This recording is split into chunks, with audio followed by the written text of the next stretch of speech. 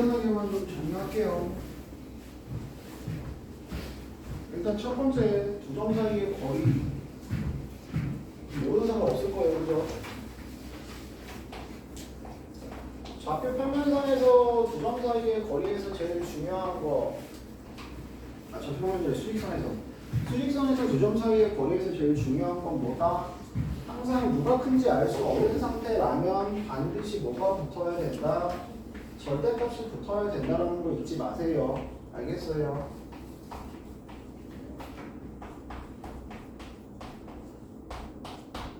그래서 절대값 붙이는 거 절대 잊지 마실 것. 두 번째, 좌표 평면상에서는 두 점 사이의 거리를 볼 때 반드시 피타고라스의 정리가 사용이 되고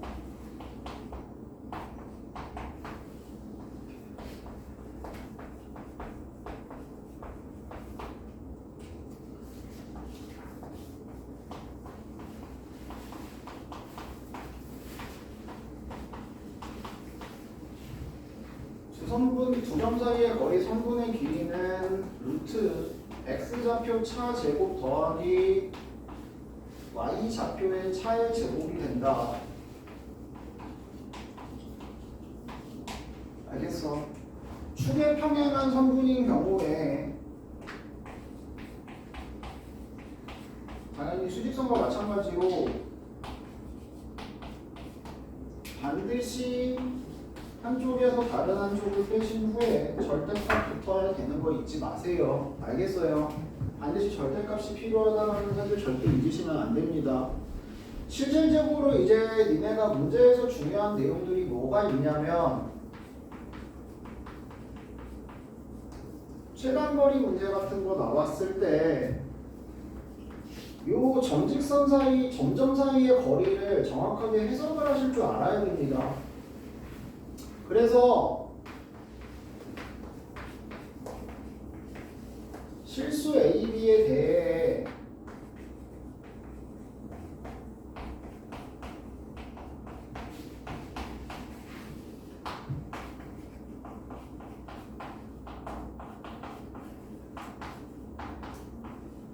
뭐 이런 게 있다라는 걸 쳐봐. 이거의 최소값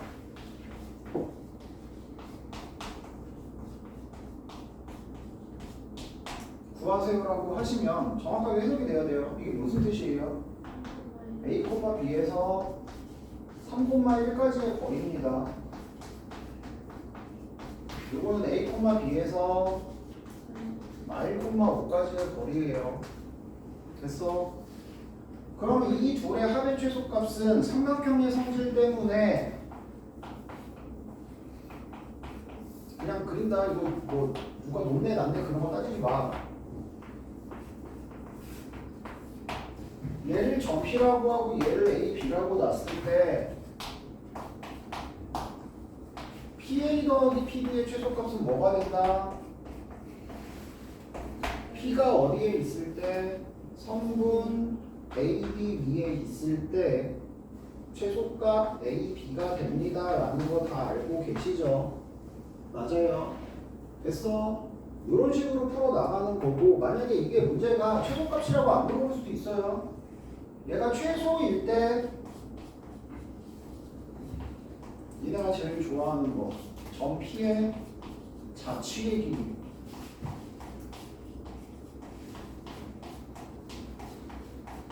점 P의 자취라는 게 뭐야? 이 점들이 모여서 나타내는 그래프 도형을 우리는 그냥 자취라고 얘기를 하는 거야.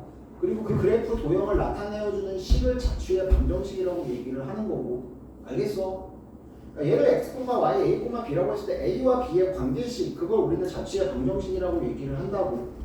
자취의 방정식이라는 게 뭐 별거 없어요. 무슨 말인지 알겠어? 그러니까 뭐 비율리가 1이고 3,5를 지나는 직선의 점의 자치. 알겠어? 그러면은 그게 그냥 직선의 방정식이 되는 거고 3,5로부터 거리가 2인 점의 자치. 그러면 그게 뭐가 되는 거고? 원의 방정식이 되는 거고. 무슨 말인지 알겠어요? 자치라는 거 자체는 어려운 게 아니야. 자치라는 건 어떤 점을 x, y라고 놨을 때 이 둘의 뭐를 구해라? 관계식을 구하세요. 그게 자취의 방정식을 구하세요라는 얘기예요. 무슨 말인지 알겠니? 그럼 니네들은 항상 구하고자 하는 점을 놓고 그 다음에 뭐 하는데 원래 있던 식에서 이 x, y의 관계식으로 바꿀 수만 있으면 되는 거야. 무슨 말인지 알겠어요? 그거는 연습 많이 하셔야 돼요. 니네들이 제일 못하는 파트 중에 하나라서. 자, 어쨌든 이런 식으로 보시면 되고, 이제 이게 2개짜리가 아니고 막 4개짜리도 나오죠. 이런 식으로 나온다고.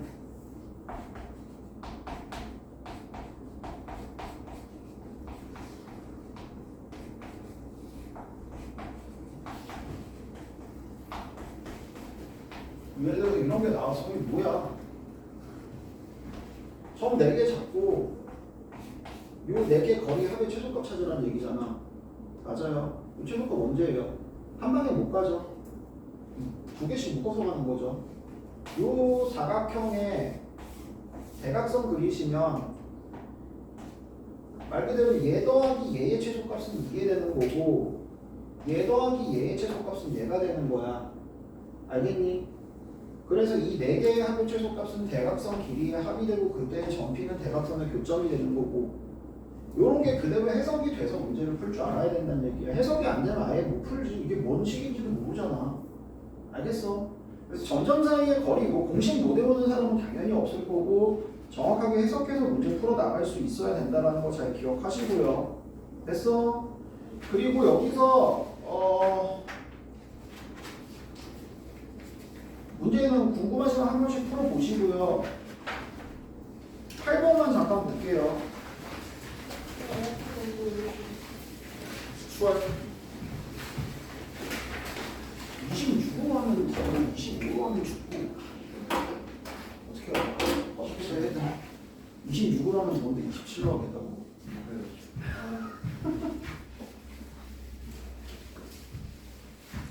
요거 뭔지 알죠? 뭐예요? 파푸스라는 분이 있어요. 파푸스의 중선 정리입니다. 파푸스 정리라고 하기도 하고 파푸스의 중선 정리라고 불러요. 요거는 좀 기억을 하고 계셔야 돼요. 중선이 뭐니? 문제는 중선이 뭐야? 네.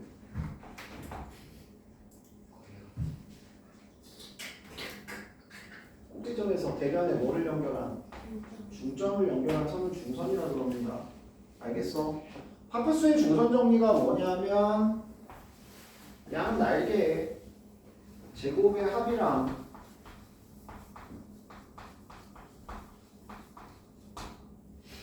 중선 제곱과 요 선분의 절반 길이의 제곱의 합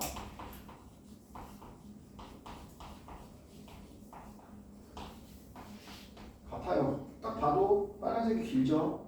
몇 배? 2배에서 같습니다. 알겠어? 됐어? 그래서 중선 나오고 중선 그럼 니네 머릿속에 무게중심 떠올라야 되고 중선 나오고 제곱합 문제 나오면 파푸스의 중선 정리를 쓰는 경우가 상당히 많고 이거 중선 정리 안 쓰면 되게 어렵습니다. 중선 정리를 써야지 조금 무난하게 풀리는 형태들이 많거든요. 알겠어요? 그래서 중선의 제곱합이 보인다.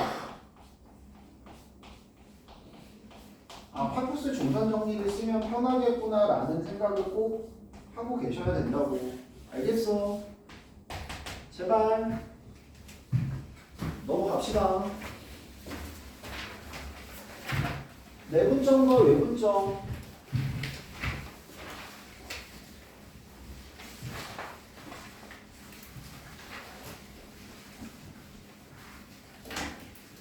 자, 내분점, 외분점 공식 모르는 사람 아마 없을 거예요. 있나? 외분점 혹시 안 배운 사람? 교육과정 빠졌다고 해서 외분점 안 배운 사람? 없지? 그러니까 외분점이 교육과정이 빠지긴 했어요. 교육과정에서 빠지긴 했는데 어쨌든 쓰면은 편하고 그렇다고 이제 외분점의 개념을 아예 안 내는 건 아니거든요. 근데 외분점을 어차피 내분점으로 바꿔서 풀 수 있는 부분이 되기 때문에 알겠어? 제발 내분점, 외분점 기본적인 공식은 잘 기억을 해주시고 여기서 이제 하고 싶은 말은 뭐냐면 자, AB의 내분점은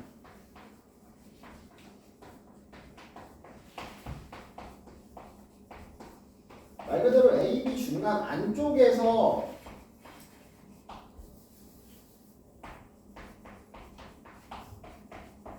그 전까지의 거리의 B가 일정한 점을 우리는 내분점이라고 부르고요. 외분점은 어디에서?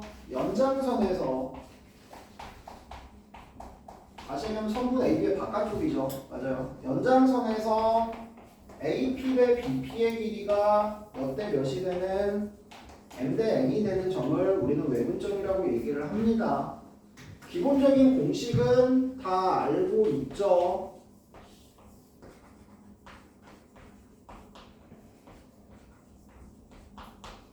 외분점은 마이너스로 바꿔주시면 되고 x좌표는 x좌표끼리 y좌표는 y좌표끼리 계산하면 된다는 거 다 알고 있을 거고 중점은 합의 절반이라는 거 당연히 알고 있을 거고 알겠어?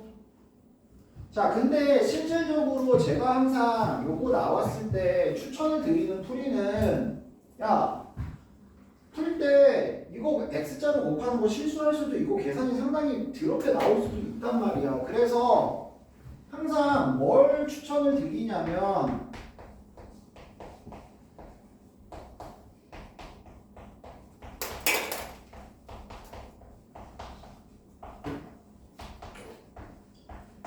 변화량에 대한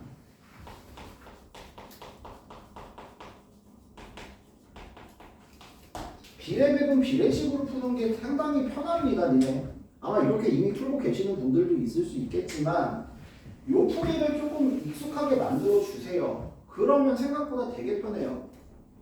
알겠어? 그러니까 예를 들어서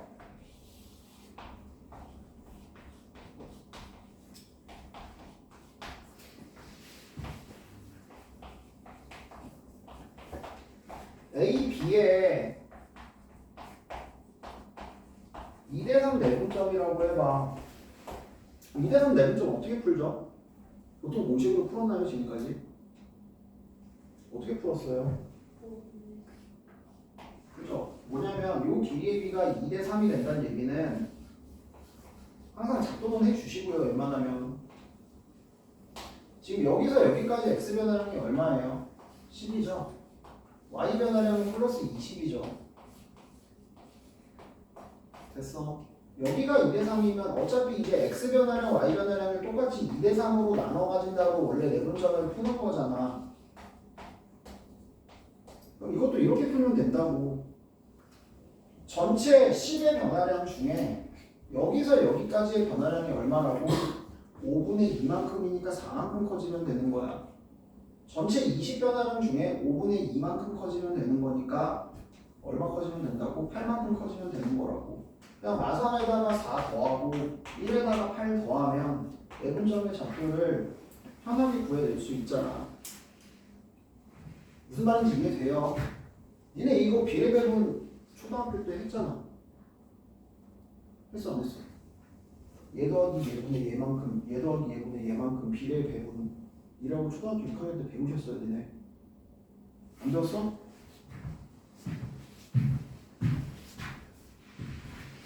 그래서 이런 형태로 풀어가면 생각보다 진짜 편합니다. 제발. 예를 들어서 여기가 1대 M 내분점 구해. 그럼 어떻게 하면 돼요? 마3에다가 1 더하기 N분의 10도 하면 되고 1에다가 1 더하기 N분의 20 더하면 된다고. 알겠어? 됐어요? 이런 식으로 가면 꽤나 편하게 풀 수 있습니다. 제발 한번 생각해보고 나는 이거 도저히 이해가 안 되고 공식으로만 가야겠다 하시면 어쩔 수 없는 건데 웬만하면 그렇게 풀어주시라고요. 그 다음에 이제 외분 같은 경우에는 니네들이 조금 헷갈려하는 부분들이 어느 위치에 있느냐 자, 외분의 위치 선정은 항상 어디? 짧은 쪽 바깥쪽에 있죠.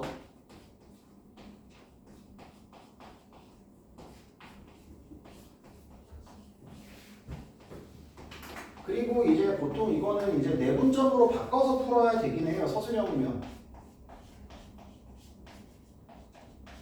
서술형이면 내분점으로 바꿔서 푸는 거고, 알겠어? 그게 아닌 이상은 그냥 외분으로 푸셔도 아무 지장이 없습니다. 그러니까 무슨 말이냐면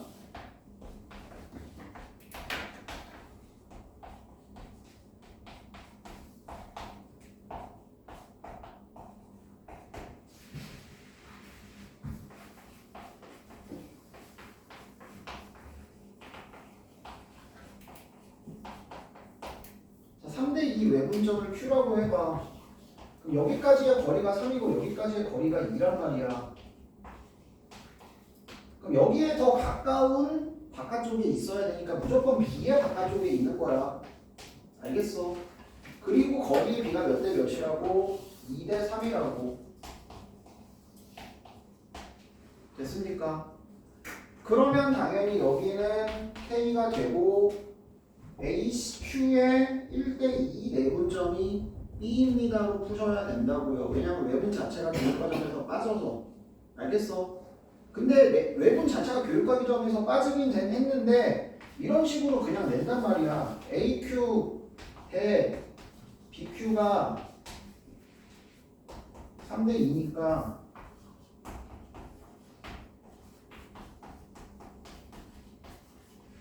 AB의 연장선에 있다. 이런 식으로 내요. 외분 내공은 아니지만 작도를 통한 내분점으로 바꿔서 풀 수 있는 내분점 문제로 변하는 거라고. 무슨 말인지 알겠어? 그래서 모든 학원에서 외분점을 빼지 않아요. 외분점을 그냥 그대로 가르쳐 준단 말이야. 무슨 말인지 알겠어? 그래서 외분점은 그대로 배우는 거고. 자, 그럼 마찬가지예요. 지금 여기 얼마 커졌다고? 7 커졌고 2 커졌으니까 여기서 14 커지면 되고 여기서 4 커지면 되고. 알겠어? 이런 식으로 비례식을 이용을 해서 변화량의 비례식을 이용해서 풀면 훨씬 빠르게 풉니다. 내분점, 외분점 공식보단. 무슨 말인지 알겠어요? 됐어? 이거 혹시 이해 안 되는 사람? 솔직하게 없어?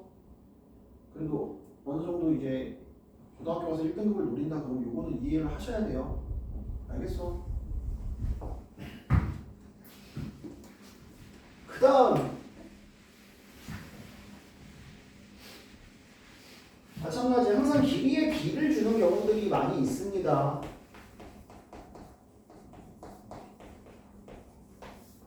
무조건 비례식 세우고 작도 하셔야 돼요. 작도 안 하면 안 된다. 그리고 비례식 세우고 작도를 했을 때 점이 하나가 아니고 보통 2개 나오는 경우가 많아요. 물론 하나만 나오는 경우도 있긴 합니다. 하나만 나오는 경우도 있지만 대부분 몇 개의 점이 나온다고? 2개의 점이 나오게 된다고. 알겠어? 그래서 A, B, P에 대해 AP가 3AB인 점 P를 구해봐. 맨날 이런 식으로 나오잖아. 조심해야 되는 거 이거 내분점 외분점 아니다. A, B의 내외분점으로 가려면 AP랑 BP의 길이의 B야. A, B랑 AP의 길이의 B란 말이야. 조심해야지. 그러면 항상 뭐 이런 거 나오면 무조건 그림 그려. 그리고 제발 좀 AP 대 BP 몇 대 몇이야? AP 대 AP 몇 대 몇이야? 얘 대 얘는 1대3 하지 마라 제발. 몇 대 몇이야? 3대 1이야. 됐어? 다시 얘기하면 P의 AP의 길이가 AB의 길이의 몇 배라고? 3배라고. AB의 길이가 요만큼 있는데 AP의 길이는 이거의 몇 배? 3배. 그럼 이거의 3배의 길이만큼을 갖는 점은 당연히 이쪽으로 하나, 이쪽으로 하나 몇 개가 나온다? 2개가 나오겠죠. 무슨 말인지 알겠어요? 그래서 여기가 몇 대면 뭐 외분점인지 내분점인지 내분점인지 외분점인지 찾아서 이 두 점을 구해낼 수 있으면 된다고. 반드시 작도를 해서 문제를 푸세요. 그림을 그려서. 알겠어? 그래서 내분점, 외분점 문제들 잘 보시고요.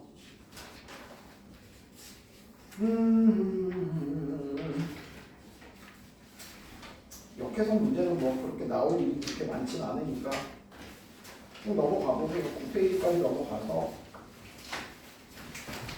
그래도 네가 웬만큼 두세 번씩은 했다라는 전제하에, 심화과정까지 전제하에 필요한 부분들만 빠르게 그냥 짚는 거다.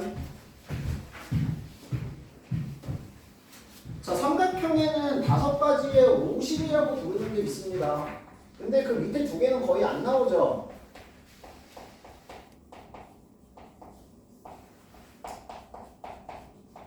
밑에 두 개는 거의 안 나오는데 세 개는 완벽하게 마스터가 돼야 된다. 무슨 심? 내심, 외심, 무게중심. 알겠어? 요 세 개는 완벽하게 마스터가 돼야 되고 수심은 진짜 거의 안 나와요. 수심은 거의 안 나오고 방심은 나오기는 하는데 방심이라는 말을 쓰질 않아. 그냥 도형 자체에 나오는 것 뿐이고 방심이라는 말 자체를 쓰진 않습니다. 수심이랑 방심은 간단하게 얘기만 하면 수심은 꼭지점에서 수선의 발을 내리면 이 수선의 발 세 개가 한 점에서 만나. 알겠어? 대변의 수선의 발의 교점, 이걸 우리는 수심이라고 얘기를 하고요. 수심은요, 요거 요런 식으로 해가지고 두 배 되게 그린 다음에 요 삼각형만의 관계식이 있거든요. 그거 뭐 사용하는 거 나올 수 있는데 만약에 나온다 그러면 그건 경시대회나 뭐 이런 데서만 나오지 실질적으로 사용은 안 합니다. 고등학교 과정에서. 알겠어?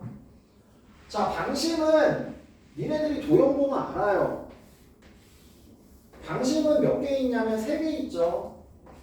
삼각형의 방심은 3개가 있고 그 방심을 중심으로 하는 저 삼각형 연장선에 접하는 원을 방접원이라고 하는데 방접원을 니네가 자주 봐요. 방심이 뭐냐면 한 내각의 이등분선과 두 외각의 이등분선, 요게 한 점에서 만나거든요. 요거 방심이에요. 방심. 그러면 여기 이렇게 접하는 방접원을 그릴 수 있어요. 알겠어? 이거 방접원이고 이건 많이 봤잖아. 너네 도형. 요거 뭐 할 때 쓰는 거죠? 접선의 성질 이용할 때 쓰는 거였죠? 기억나요? 요 길이랑 요 길이랑 같고요. 이 접선의 길이라고 그러죠. 원에. 그리고 당연히 여기도 접선이기 때문에 여기 길이랑 여기 길이랑 같고요. 그리고 여기 길이랑 여기 길이랑 같죠. 됐어? 그래서 이 삼각형의 둘레의 길이가 접선의 길이의 2배가 됩니다. 중3 때 했던 거죠. 기억나요? 그때 쓰는 이게 방심이에요. 이게 방심. 이게 방접원이고. 무슨 말인지 알겠어? 그러니까 요게 있다라는 거 정도만 알면 되고 어쨌든 얘는 도형의 성질, 접선의 성질 사용할 때 쓰는 거니까 원의 방정식도 하고 원의 접선도 하잖아. 그럼 또 나와. 무슨 말인지 알겠어? 나오긴 나오는데 방심이라는 용어 자체를 사용하진 않는다고 잘. 무슨 말인지 알겠어요? 자, 내심, 외심, 무게중심은 정확하게 완벽하게 다 마스터가 돼야 됩니다. 자, 일단 내심부터. 내심은 뭐의 중심을 내심이라 그런다? 내접원의 중심을 내심이라고 얘기를 한다. 야, 고등학생이면 내심 그랬을 때 제일 먼저 떠오르는 게 뭐냐면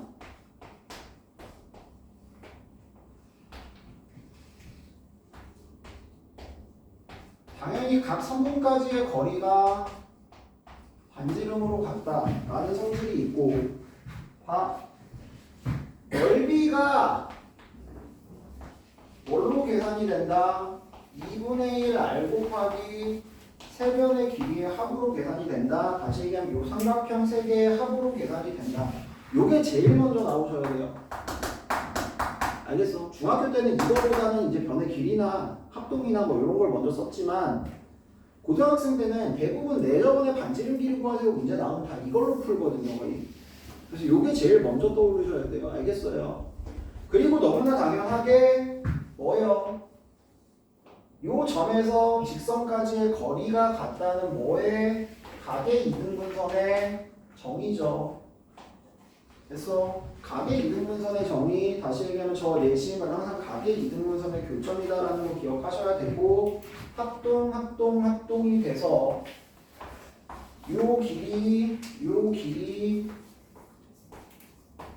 길이 같음을 이용을 해서 문제 풀어 나가는 것들, 알겠어? 잘 기억하고 계셔야 되고, 그 다음에 또 자주 나오는 것 중에 직각삼각형의 내심 문제 종종 등장하죠.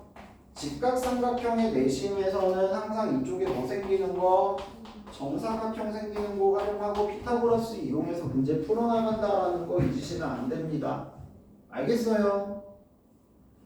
요 안에서 다 나오는 거야, 내심은 어차피. 그 다음에 뭐 여기 뭐 2분의 1에 뭐 요거 절반 더한 거 뭐 이딴 건 안 나와요, 고등학교 과정에. 무슨 말인지 알겠어?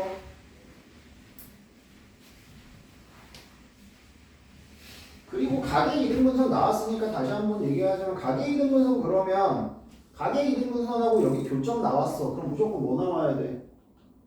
날개 공식이라고 그러냐? 얘 대 얘는 얘 대 얘다. 알겠어? 얘는 어디서 자주 나와? 내분점. 이 길이 구하면 얘와 얘의 내분점 뒤로 푸는 거죠. 알겠어요? 됐어? 그리고 내분점이면서 당연히 m 대 n 내분점이면 높이가 일정하므로 삼각형의 넓이 b 또한 몇 대 몇이 된다? m 대 n이 됩니다 라는 거 활용할 줄 알아야 된다고. 알겠어요? 됐어? 그 다음 외심이요. 외접원의 중심을 우리는 뭐라고 얘기하고요? 외심이라고 얘기를 하고요. 각 꼭지점까지의 거리가 외접원의 반지름의 길이와 같다. 됐어? 그래서 거리 활용하는 거. 그 다음 이등변 삼각형이니까 당연히 수직 이등분선. 삼각형의 뭐의 교점이다? 수직 이등분선의 교점이다 라는 걸 잘 기억하셔야 되고, 그러면 외심을 구할 때는 방식이 보통 두 가지. 점까지의 거리가 모두가 따로 풀든가, 그게 아니면 수직 이등분선 두 개 구해서 수직 이등분선의 교점으로 풀든가. 편하신 걸로 선택적으로 가시면 돼요. 알겠어요? 그 다음 삼각형의 외심. 직각삼각형의 외심은 어디에 있다? 빗변의 중점. 예각삼각형의 외심은 어디 있다? 내부. 둔각삼각형의 외심은 어디 있다? 외부에 있다라는 거 절대 잊지 마시고요. 알겠어? 그리고 사실 이 외심 내용은 어떻게 보면은 공수2보다는 오히려 더 많이 사용되는 건 어디? 대수. 요게 활용되는 게 무슨 법칙이야? 사인 법칙. 알겠어? 사인 법칙 쪽에서 더 많이 사용이 되고, 사인 법칙을 활용한 삼각형의 넓이라든지 각의 활용 등에서 많이 사용이 됩니다. 알겠어요? 대수 안 배운 사람 없지 여기? 다 배웠지 이제? 그 다음 무게중심. 무게중심은 뭐의 교점? 중선의 교점. 말 그대로 무게의 중심이 되고, 여기가 뭐야 이거 보조선 그어서 1대2 나오죠. 중선 정리 이용해서. 알겠어? 그래서 여기가 항상 몇 대 몇 내분점이다? 2대1 내분점이 된다는 걸 활용하실 줄 알아야 되고, 마찬가지 삼각형의 넓이의 성질에 의해서 전체 넓이의 3분의 1만큼 3분의 1만큼 3분의 1만큼 6분의 1만큼 6분의 1만큼 6분의 1만큼 요 6개의 넓이가 모두 같습니다 라는 거 활용하는 문제들 자주 등장하죠. 알겠어? 그리고 어쨌든 중선 2대1 잘 명심해서 활용을 해줘야 되고, 그렇기 때문에 얘가 나중에 사각형 같은 데서도 진짜 활용이 많이 됩니다. 알겠어요? 잘 기억해 주시고, 그 다음 무게중심의 좌표. 세 점 x1, y1, x2, y2, x3, y3가 있을 때 삼각형의 무게중심은 세 좌표합 나누기 3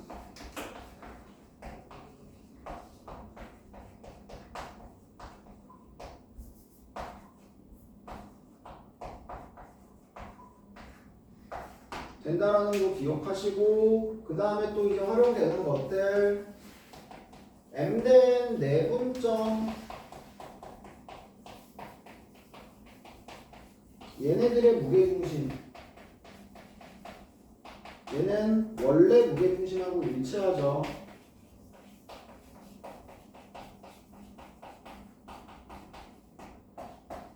그 다음에 이제 좌표 활용하는 문제들,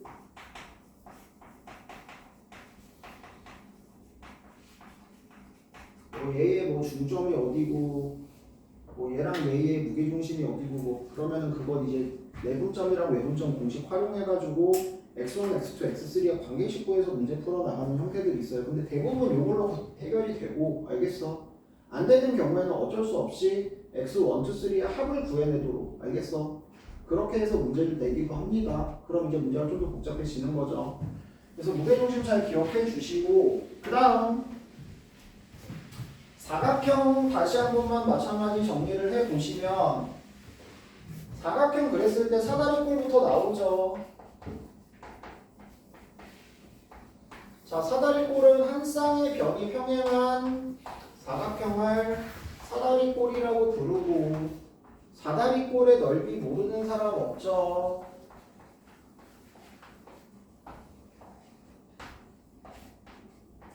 됐어.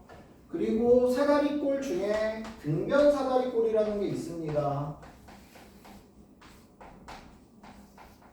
등변 사다리꼴은 뭐를 등변 사다리꼴이라고? 등변 사다리꼴 정의가 뭐냐?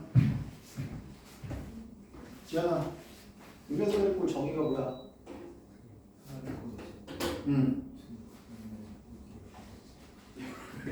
이렇게 되면 안 돼? 이렇게 되면 되잖아. 이렇게 되면 이거 등변 사다리꼴 아니야. 이건 평행사 변형이야. 등변 사다리꼴 니네 조심해야 되는 게, 정의 얘기하라 그러면은 이 등변의 길이가 같다라고 얘기하시는 게 있는데 그건 성질이다. 등변 사다리꼴의 정의는 뭐예요? 요 각이 같은 거야. 알겠어? 변의 길이가 같다 그러면 평행사 변형이 될 수도 있는데, 평행사 변형은 등변 사다리꼴이라고 안 불러요. 알겠습니까? 그래서 요 밑각의 크기가 같을 때 등변 사다리꼴이라고 얘기를 하고, 당연히 등변 사다리꼴 나왔을 때 여기 변의 길이 같고 이 새끼랑 이 새끼랑 합동이고, 알겠어? 그래서 이쪽에서 피타고라스 같은 거 쓸 수 있다라는 거 잘 기억하시고요. 알겠니? 그 다음 두 쌍의 변이 평행하면 평행사 변형이 됩니다. 평행사 변형의 성립 조건 5가지 있었는데, 물론 이제는 몰라도 되긴 해요. 두 쌍의 변이 평행, 두 대변의 길이가 같음, 맞아. 그 다음에 한 쌍의 변이 평행하고 길이 같음, 그 다음에 대각의 크기가 같음, 이웃한 두 각의 크기가 무조건 180도. 이 5가지가 평행사 변형의 성립 조건이었을 거고, 중학교 때 열심히 했을 거야. 어쨌든 평행사 변형, 그러면 당연히 길이 같다. 그리고 제일 중요한 거 뭐다? 요 두 대각선이 서로 뭐한다? 이등분한다. 그리고 되게 중요하겠습니다. 뭐냐면 봐. 야, 어쨌든 이렇게 대각선을 그리면 삼각형이 몇 개가 만들어져? 2개가 만들어지잖아, 여기서. 그럼 이 삼각형 안에서 이 선은 무슨 선이야? 이 선은 무슨 선이야? 중선이야, 중선. 알겠어? 그래서 평행사 변형에서 대각선 잘라놓고 여기서 무게중심 같은 거 많이 써요. 무슨 말인지 알겠어? 왜냐면 이 삼각형으로 보면 얘가 중선이라서 여기 2대1 내분점이 무게중심이 되고, 이쪽 삼각형에, 이쪽 삼각형에서 이거의 2대1 내분점이 무게중심이 되고, 아마 중학교 때도 약간 심화 문제 같은 거 했을 때 많이 보셨을 거예요, 분명히. 근데 이 고등학교 때도 계속 쓰입니다. 알겠어? 그래서 이 대각선이 항상 삼각형의 중선이 되고, 무게중심은 항상 여기에 2대1 내분점에 있다. 알겠어? 됐어? 잘 활용해서 문제 풀어주실 수 있어야 되고, 평행사 변형에서 이제 뭘로? 마름모로 가든가 직사각형으로 가죠. 마름모가 되려면 대각선이 수직이든가 아니면은 이웃한 변의 길이가 같아지든가,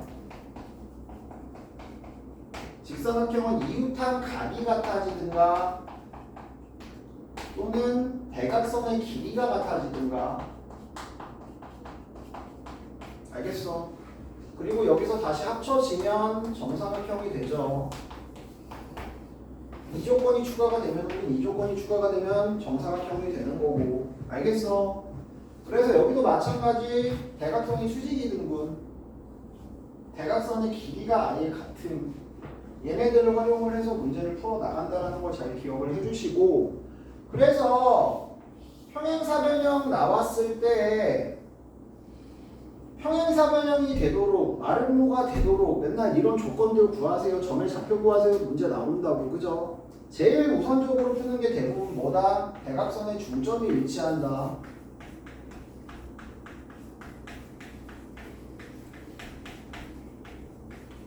근데 아까도 얘기했다시피 평행사변형의 성질 때문에 얘네들의 점의 관계로 풀어도 돼요.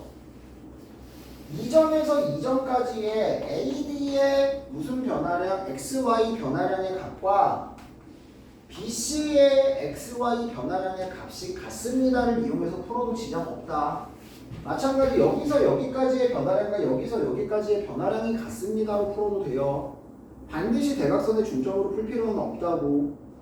이게 먼저 보이면 이걸로 푸는 게 더 편할 수도 있습니다. 알겠어? 마찬가지 마름모 같은 거 나왔을 때 대각선이 수직 2등분으로 풀어도 되고 변의 길이로 풀어도 되고 변화량이 같다로 풀어도 돼요. 알겠어요? 됐어? 그래서 다양한 조건들을 활용할 수 있도록 연습 많이 하시고요. 자취해방 정식은 제발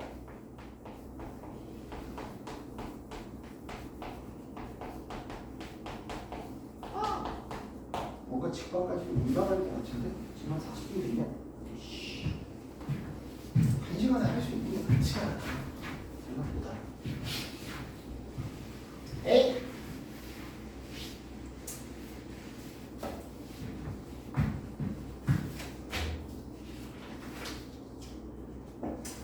자취의 방정식까지만 좀 연습 좀 하자.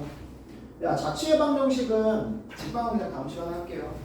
자취의 방정식은 니네들이 맨날 헷갈려하는 포인트들이 있단 말이야. 헷갈려하는 포인트들이 있어서 항상 추천드리는 건 뭐냐면 구하고자 하는 점을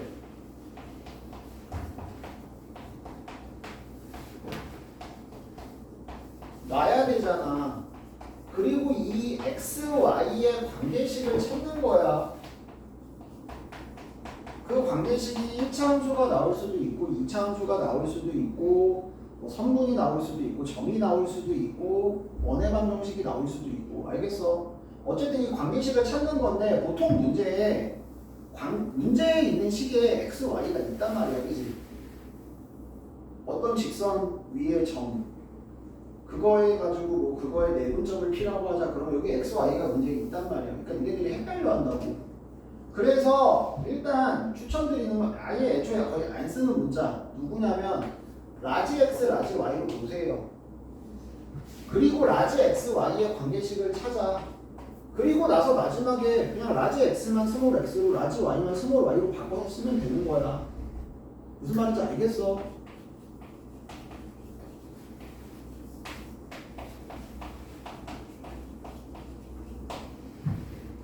그리고 주어진 식이 있을 겁니다.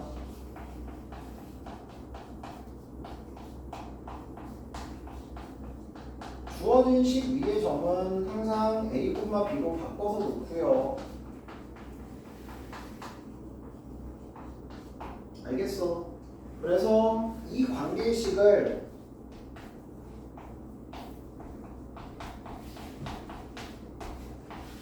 주어진 조건을 활용을 해서 x, y 관계식으로 바꾸면 되는 거예요. 알겠어? 그리고 나서 이렇게 바꾸면 끝나는 거야. 그게 자취의 방정식을 푸는 방법이다. 연습 좀 하자. 가보자. 어디냐면 21번.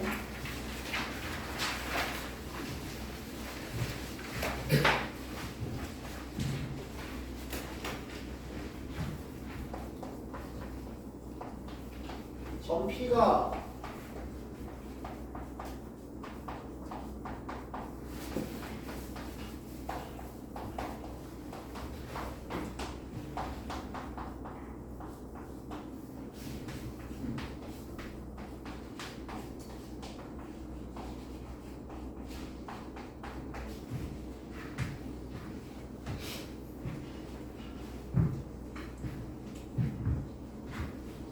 자, 여기 위에 점 이게 나중에는 A, B로 안 바꾸고 그냥 X, Y 쓰기도 하는데 일단은 무조건 A, B로 보세요.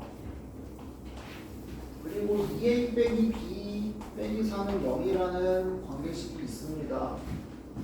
이 조건 이용해서 얘만 뭐의 관계식으로 바꾸면 된다고? X, Y 관계식으로 바꾸면 되는 거야. 됐어? 자, 네가 구하고자 하는 점 Q를 뭘로 놓겠다고? X, Y로 놓겠다고. AP의 1대2 내분점이니까 2에다가 A 빼기 2의 3분의 1만큼 더하시면 되고 4에다가 B 빼기 4의 마찬가지 3분의 1만큼 더하시면 됩니다. 비례백은 되시면 쓰고 아니면 뭘로 쓰고? 공식으로 쓰고. 됐어? 그래서 x가 2 더하기 3분의 a 빼기 2 y가 4 더하기 3분의 b 빼기 4예요.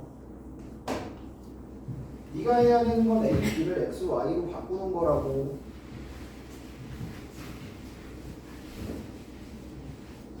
여기서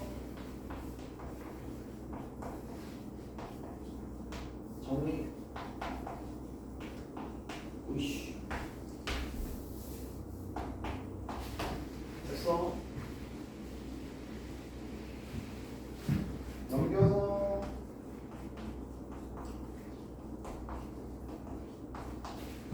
정리.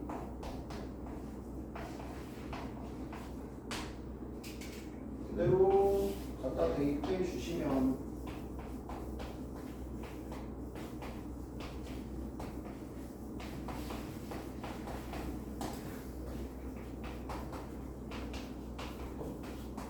관계식 나왔고 그대로 스몰 x, y로만 바꾸면 자취의 방정식이 완성이 됩니다.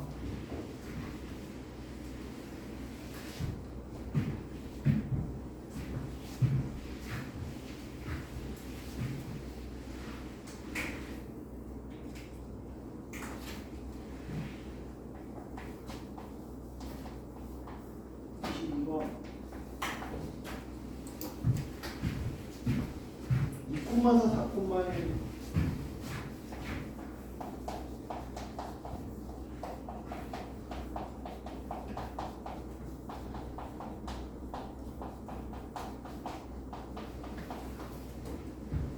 같은 거리에 있는 점의 자치 아는 사람은 바로 나오겠다. 승민아, 두 점으로부터 같은 거리에 있는 점의 자치가 뭐냐?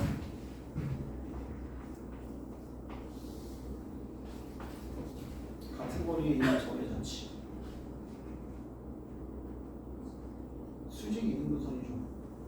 중점 당연히 같은 거리에 있고 수직 이등분선 위의 점 다시 얘기하면 이등변 삼각형의 점들을 꼭지점들을 모아 놓으면 그게 수직 이등분선 위의 점이죠. 같은 거리에 있는 점의 자치는 참고로 수직 이등분선이다. 알겠어? 그럼 중점 찾고 기울기 곱이 마이너스 1이라고 하시면 바로 구할 수 있고, 근데 물론 이제 자체 방정식으로 푼다라고 하시면 무조건 점을 놓는다. 물론 이런 경우는 그냥 스몰 x, y로 출발해도 돼요. 뭐 여기 x, y가 안 쓰여 있으니까. 알겠어? 같은 거리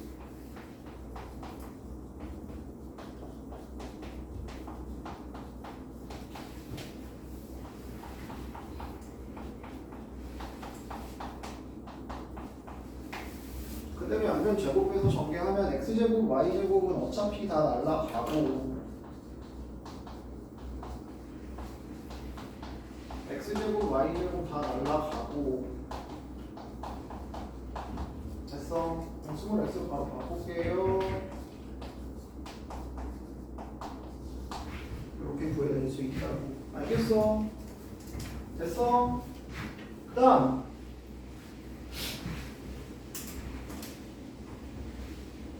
잠깐만. 터치. 다음에 하고 저 뒤로 나가서 42번으로 가볼게요. 42번.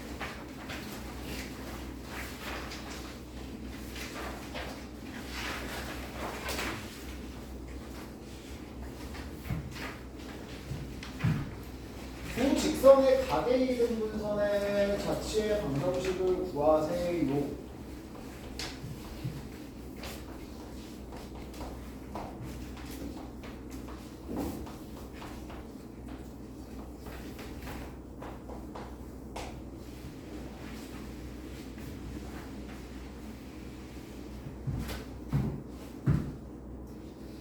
참고로 두 직선의 가계이 등분선 몇 개 나오죠? 두 개 나오죠. 이쪽 예각의 이등분선, 두각의 이등분선. 그래서 하나만 구할 때는 보통 뭐 두각의 이등분선 혹은 예각의 이등분선 구하세요라고 주는 경우도 있고요. 알겠어요? 그래서 어쨌든 두 개의 직선이 나오고 참고로 이제 뭐 지금 당장에 쓸 일은 없지만 나중에 생각해 보면 이 가계 이등분선 두 개, 얘네 둘은 무조건 무슨 관계냐? 무조건 수직 관계죠. 요각이랑 요각 같고 요각이랑 요각 같으니까 무조건 여기 90도 됩니다. 얘네 둘은 무조건 수직 관계예요. 이 두 직선의 관계 상관없이. 알겠어? 그럼 당연히 가계 이등분선의 좌표를 놓고요. 가계 이등분선의 성질은 뭐다? 두 직선까지 이해는 거리가 같다.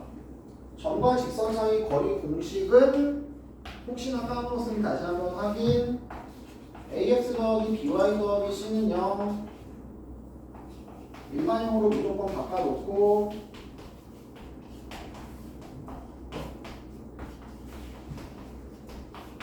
여기까지 거리 공식 뭐다? 루트 x계수 제곱 더하기 y계수 제곱분의 절대값 x자리에 x좌표 y자리에 y좌표 들어가시면 된다. 알겠어? 까먹었어도 이거는 바로 말하면 기억날 거예요. 그죠?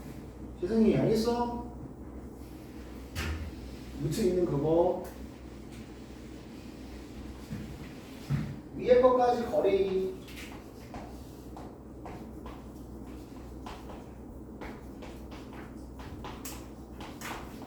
밑에 것까지의 거리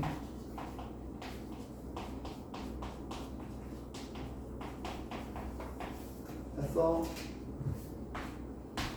절대값 어떻게 푸니? 절대값 어떻게 풀어? 뿔 마구 푼다. 그냥 갖거나 마이너스를 붙여서 갔다. 됐어? 그렇게 해서 xy 스몰 xy로 바꿔주시기만 하면 되고 직선의 방정식 두 개 구해낼 수 있습니다. 됐어요?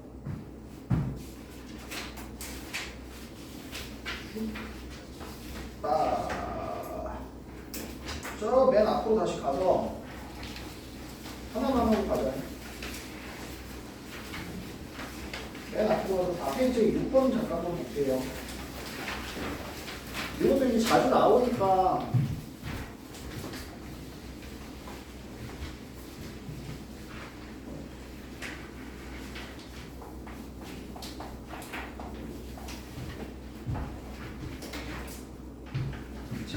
제곱 더하기 제곱이요.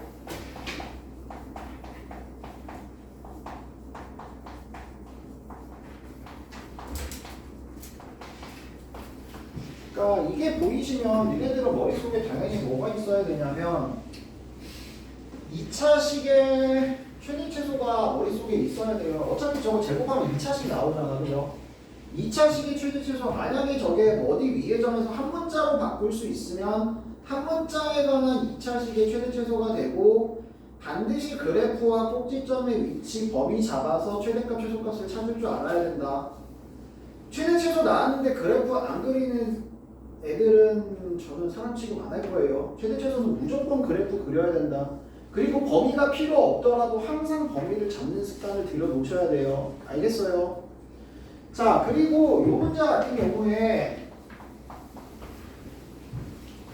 이게 많이 풀어보시면 바로 알죠.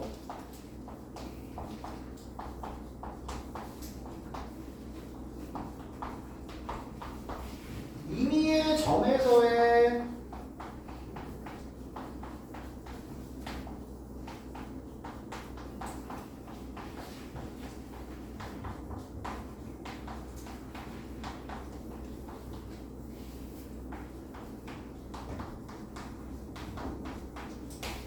이렇게 돼요. 임의의 x, y에 대한 최소값. 무슨 문제예요? 부정방정식에서 맨 마지막 파트에 보시면 부정방정식 그러면 니네들이 제일 먼저 떠오르는 게 이거죠.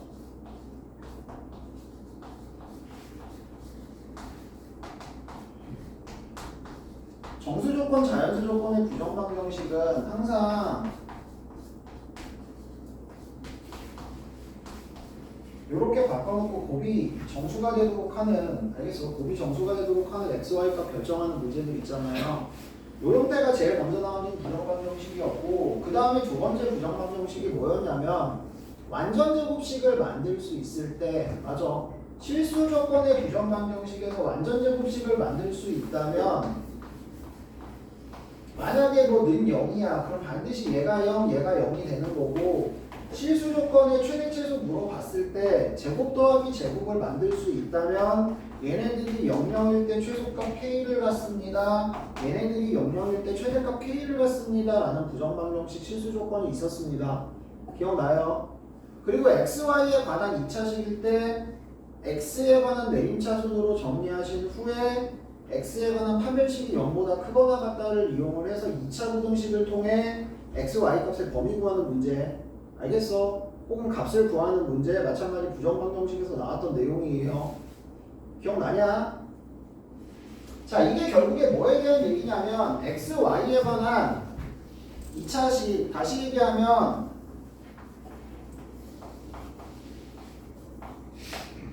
x가 마3의 2배 마이너스 6x 있고요. y가 마8, 마9, 마이너스 18x 있고요. 이것도 그냥 뭘로 계산한 거냐면 어차피 이거 다 2배 돼서 더해지잖아. 그럼 더해서 2배 하는 게 더 빠르죠? 2배에서 더하는 것보다. 알겠어? 그리고 뒤에 상수 붙어요.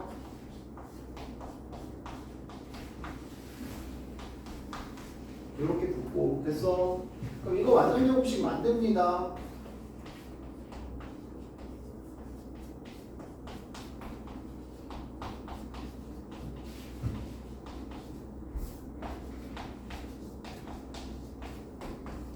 이렇게 해서 얘가 0이고 얘가 0일 때 최소값 이거를 갖습니다라고 잡을 수 있는 문제죠.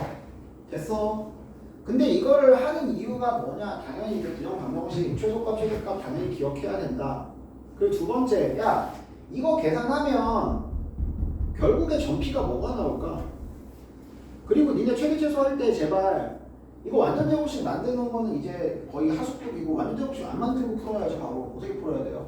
이거 꼭지점 마이너스 2분의 b 다시 얘기하면 x가 얼마일 때? 1일 때. 맞아. 완전제곱식 y가 얼마일 때? 마이너스 2분의 b 3일 때. 다시 얘기하면 점 p가 뭐일 때? 1,3일 때라고 하고 1, 3을 넣어서 계산하는 게 빠릅니다. 분명히. 무슨 말인지 알겠어? 알겠어? 그래서 근데 이 점의 좌표가 과연 뭘까요? 여기서 지금 보시면 결국에 뭐가 될까? 제곱 앞에 계수 3이고요. 여기 계수 뭐예요? 마이너스 2배의 x1 더하기 x2 더하기 x3죠. 됐어요? 그럼 꼭지점의 x좌표가 뭐니? 3분의 x1 더하기 x2 더하기 x3죠. 요 문제 자주 나오는데 요거 점 P가 뭐일 때예요? 무게중심일 때, 무게중심일 때. 요 값이 뭐를 갖는다고 무게중심일 때 최소값을 갖는다라고 푸시면 빠르게 풀 수 있겠죠. 그리고 충분히 머릿속으로도 어느 정도 증명이 가능한 내용입니다. 3x 제곱의 1차항의 개수는 마이너스 2배의 x1 더하기 x2 더하기 x3. 마이너스 2의 1을 비하면 꼭지점의 x좌표 다시 완전 제곱식이 0이 되는 x값은 3분의 x1 더하기 x2 더하기 x3가 됩니다 라고 하실 수 있다고요. 무슨 말인지 알겠어? 됐어? 심하이 숙제는 구성문 3회까지